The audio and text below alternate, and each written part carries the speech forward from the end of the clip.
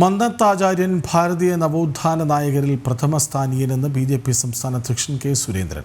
ഗുരുജി ഗോൾവാക്കറിന്റെ ആശയങ്ങളോട് മന്നത്ത് പത്മനാഭൻ യോജിച്ചിട്ടുണ്ട്. ഗുരുജിയുടെ ആശയങ്ങൾ നടപ്പാക്കാൻ ശ്രമിച്ച ആളാണ് മന്നം. അദ്ദേഹം ഹൈന്ദവതയ്ക്ക് പുതിയ മാനം നൽകിയ ആചാര്യനെന്നും കെ സുരേന്ദ്രൻ പറഞ്ഞു. മന്നം സമാധിയിൽ പുഷ്പാർച്ചന നടത്തിയ ശേഷം ജനം ടിവിയോട് പ്രതികരിക്കുകയായിരുന്നു കെ സുരേന്ദ്രൻ. സാമൂഹ്യ നവോത്ഥാനത്തിൻ്റെ ചരിത്രത്തിലെ ഏറ്റവും പ്രധാനപ്പെട്ട നാമധേയങ്ങളിൽ ഒന്നാണ് മന്നത്താചാര്യൻ.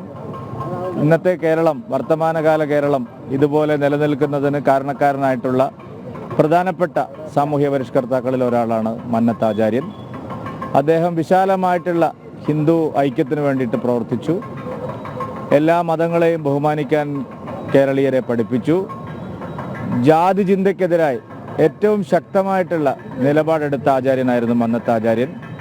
ക്ഷേത്രപ്രവേശനത്തിന്, അതുപോലെ തന്നെ അധസ്ഥിത ജനവിഭാഗങ്ങളുടെ ഉന്നമനത്തിനെല്ലാം ഒരു സവർണ സമുദായം എന്ന അംഗം എന്നുള്ള നിലയിൽ അദ്ദേഹമാണ് മുൻകൈയെടുത്ത് ഇവിടുത്തെ അവർണ ജനവിഭാഗങ്ങളെ, അധസ്ഥിത ജനവിഭാഗങ്ങളെ മുഖ്യധാരയിലെത്തിക്കാൻ നീണ്ട പരിശ്രമങ്ങൾ നടത്തിയത്. മന്നത്താചാര്യനും ഗുരുജി ഗോൾവാൾക്കറും അവസാന കാലത്ത് കാണുകയുണ്ടായി.